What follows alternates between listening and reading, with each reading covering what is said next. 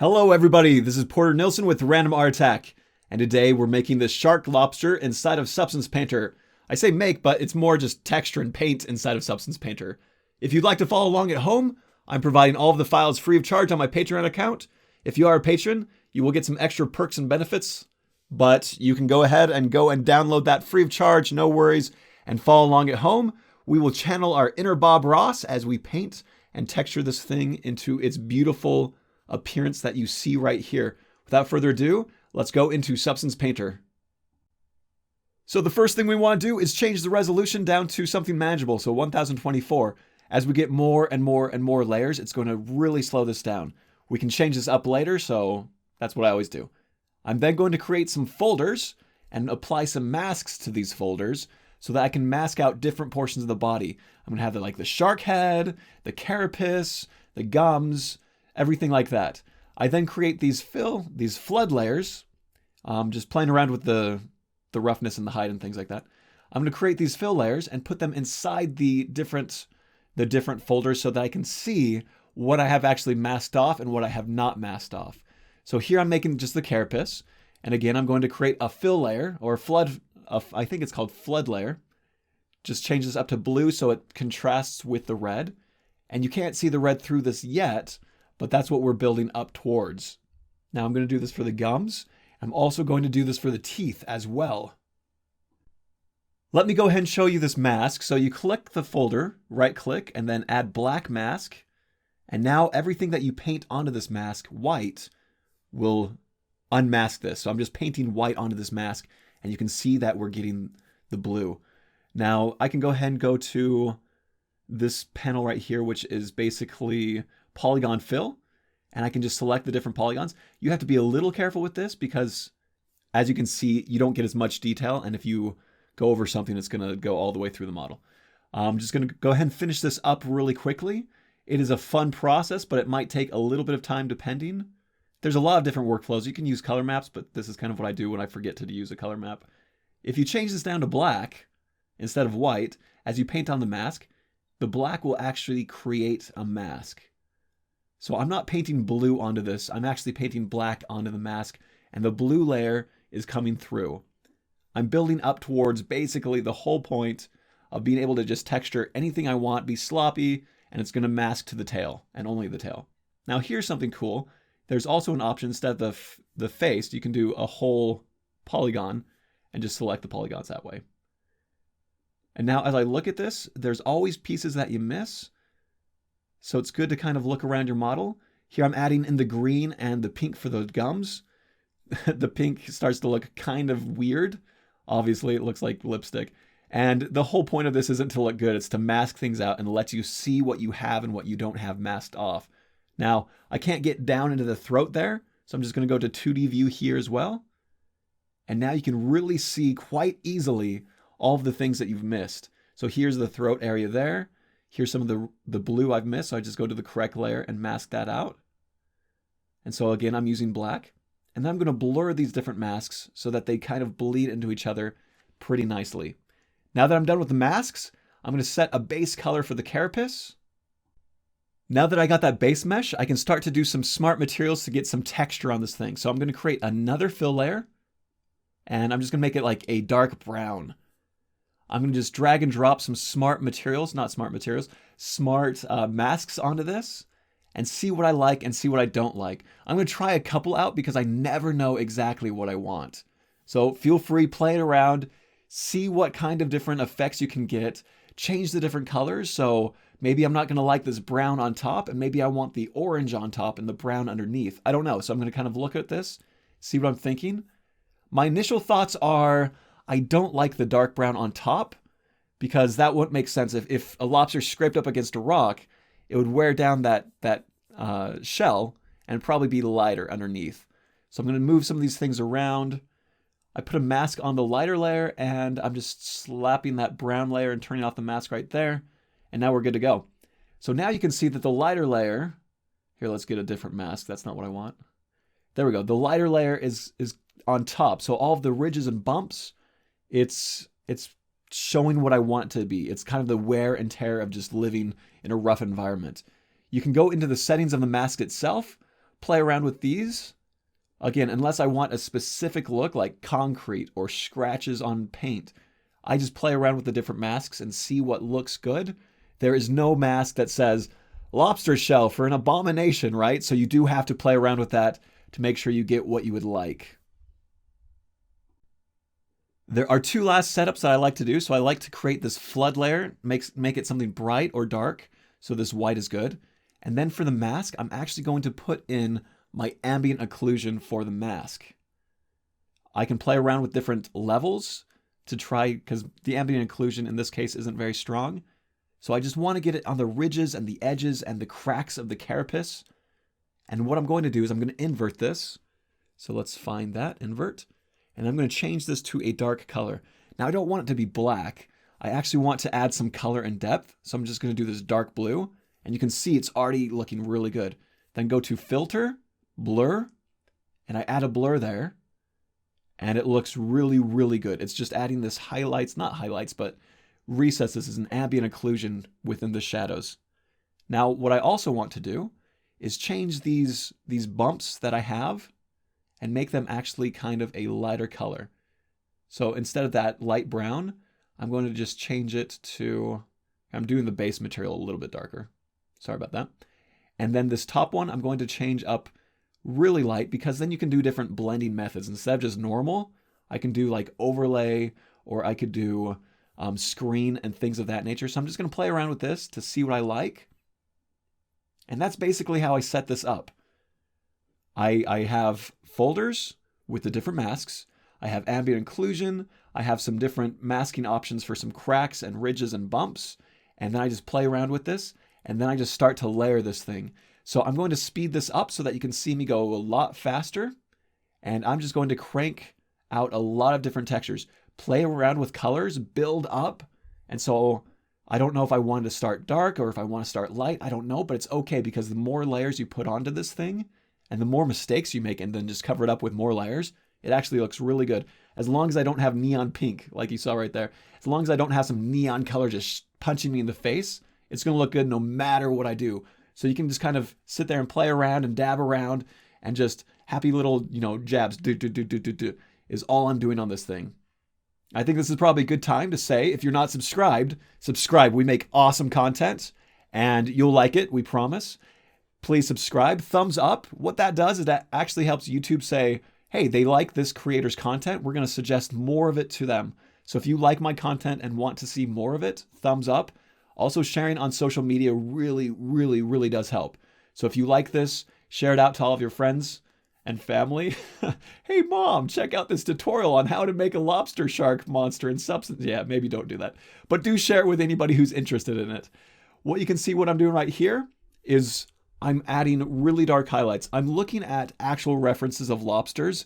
I'm not just doing this all in my head. I'm trying to get colors that look similar, but not the exact same, because it is this abomination. And I'm trying to just build up on this. I'm switching between different brushes. So I have like this splatter brush right here that's really good at getting dots. And again, you have to remember, this is only 1024 resolution. So I don't know if this is actually going to look as good. So I need to, once I am done, go back to the 2048 resolution and see if it's looking good. If it's not, I can kind of go in and blur this or add different effects that I want. But for the most part, this paint splatter is working really good for me. I would prefer maybe some dots, but I actually like this kind of subtle blend. What I'm trying to do is just add some color here, because just having flat colors is never good. You like almost every animal blends, even the human face. Like your chin is a different color than your forehead because it gets different amounts of blood. And males like grow facial hair, so it's actually like a bluish color typically. It's really interesting. I read a book about it, and so I try to approach this in everything. I try to make kind of gradients where it's maybe the claws have more red and the tail has more blue. You see that in a lot of lobsters. Here, I'm just trying to take that top layer again and play with those masks. I'm not getting what I want quite yet. And so I'm still playing around with this, trying to get it to be the color that I want. So I'm going to try to crank the colors, try different blending methods.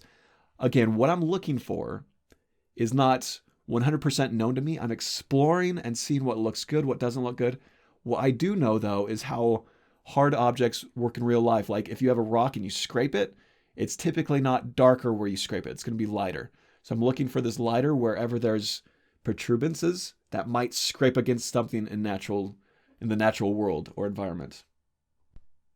Now, if you've stuck along into this tutorial this long, you are in the 25 percentile, meaning 75% of most people have dropped out by now. So congratulations for being dedicated. If you make something really cool or not cool, like I don't care, I just like seeing my users work, send me some links via, like, just at me at Twitter. It's just at Random Art Attack, and show me what you're making.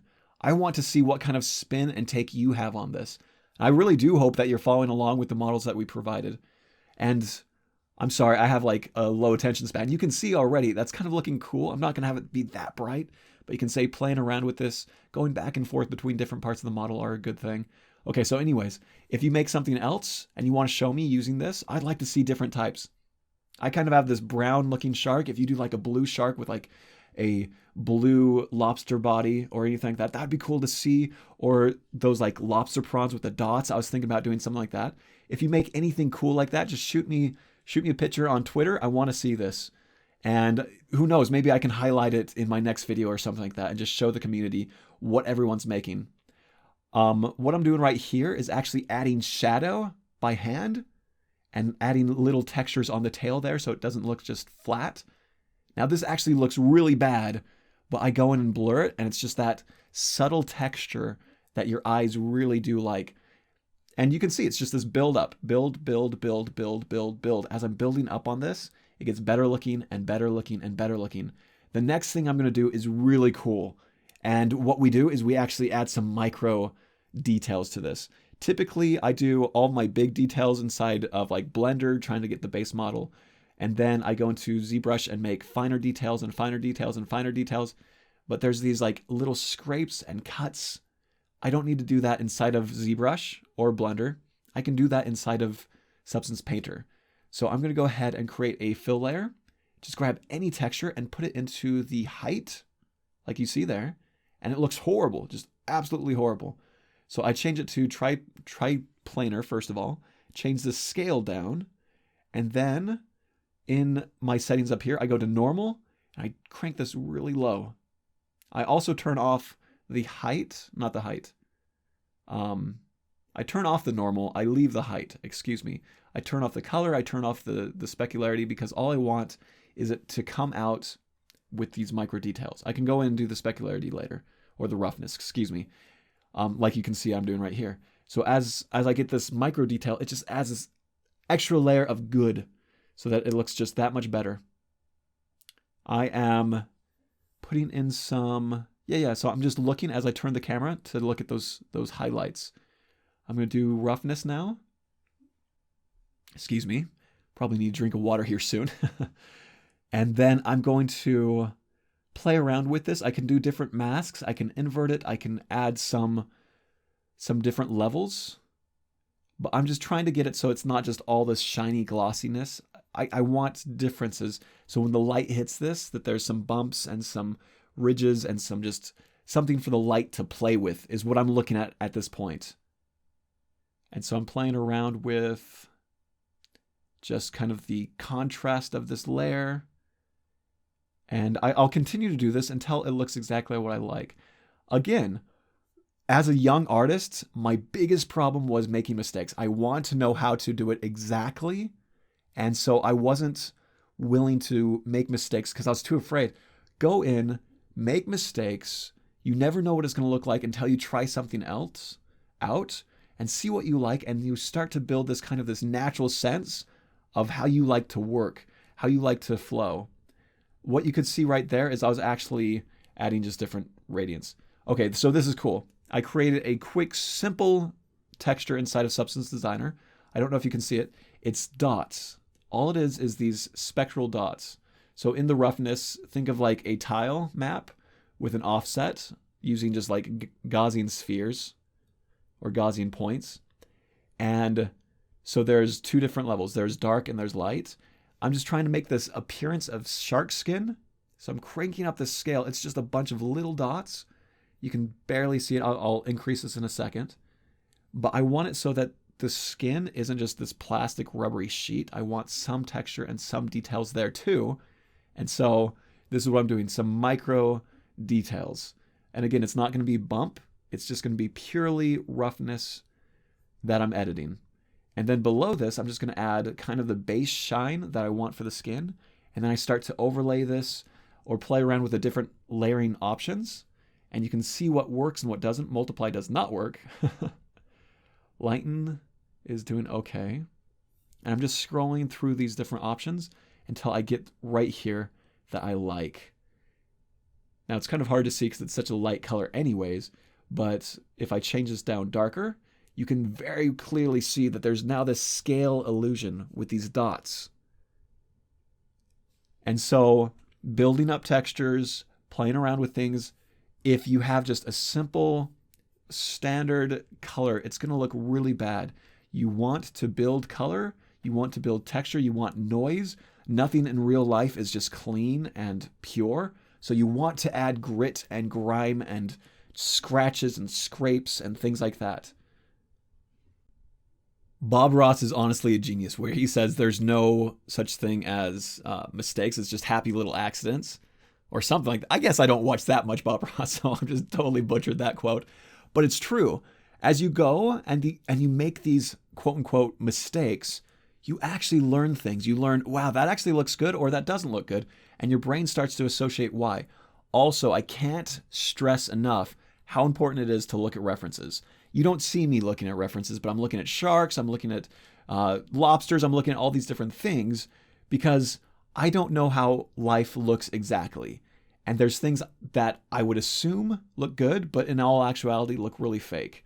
So for example, sharks, they're just not one color. They're not just two colors. They're several different colors. If you look at your arm and you have like little freckles and spots, your arm isn't just one solid color. There's tons of different colors in your skin. Same with sharks. They have these spots all over their body. They have different striations of color. And so as you're texturing the shark head, just go crazy. There's logic and reason. They're lighter underneath so that they camouflage up against the sun. But texture things, make it look good. Make it look sloppy, make it look bad. Like, just try different things. As I'm doing this, I start to see different things. For example, I don't like the transition between this flesh and the carapace. And so here I'm just adding some noise, some dots. But I figured this out and I told myself, I said, I'm going to come back to this in a second and I'm going to make the transition from the carapace to the flesh look more natural. So I'm doing this leather look and that looks cool. And then I'm going to build onto this and say, well, if this looks good, let's add some more color. So I'm going to do this brown. It's looking okay, but I like that dark. So I'm going to cover that brown up again, but there's still that light brown coming through. I then said, let's try some of these dots here, and that's looking good. But again, I'm thinking, how can I push this? I like the direction this is going, but what if I start adding some micro details? What if I start adding some cracks? So I grab a brush, change it to only height, change the height down a little bit, and then I'm going to go through and just this transitional area have some cracking in the skin as if it's trying to become soft skin as it's this hard carapace, and it's going to crack and move. So wherever this carapace is touching, I do that. I can go ahead and go into the layers and change that a little bit, and that's looking good. And I can play around with the amount more or less based on what I want. And so now I'm again adding some micro details, just adding a very subtle, like very, very subtle, maybe layer strength 5, just texturing effects. So it's not just this rubber. Here I am actually painting on some roughness or lack of roughness because I want those gills to really shine. This was the hardest part for me. It looked like lipstick. Trying to get these gums to look like real gums. You don't see the inside of sharks' mouths very much. And so I don't know what this looks like. I had to go online, look at a lot of references, and it doesn't look actually what you would think. And so to some degree, I fake it and I change some colors to look the way that I think looks good. So it's not 100% realistic to actual life, which is fine. I'm pushing the envelope. I'm going for this cool factor. How can I make this cool? So again, noise, depth, darkness. I don't like the color, but I like the texture. And so I can just paint on a different layer and kind of tint this to be a different color. So I don't even worry about that. I'm just looking for textures. And then I'm going to try and do a transitional blend between the gums and the shark's face. So how I do that is I just kind of put some little extra blood, not gore, just some like where the lips might have tore and you're seeing down into the gum lines there. And I can blend these things and use multiply and tint and color and saturation, things like that, just to get the look I want. We're basically done with this. There's only a few things that you need to do to be done. You need to change the resolution back up to 2048 by 2048. Look around, make sure that everything looks good, maybe add some extra details and dirt and things like that, and then just export this. I typically do the export for Unity. I use the metallic one. I have a tutorial on how to take those textures specifically and bring them into Blender. And so now I have textures that work inside Blender and inside Unity. And look at that thing. It's awesome. We made that. How cool is that? In our next tutorial, we're going to be taking the same model with these same textures and we're going to be animating it. I would love to see what my community makes. And so if you make a different type of texture, you have different colors on the shark or anything cool like that, go in and give me an image via Twitter and I'll look at those and maybe share some of those online. And that's it for the tutorial. Thanks so much. Have an awesome day. Bye.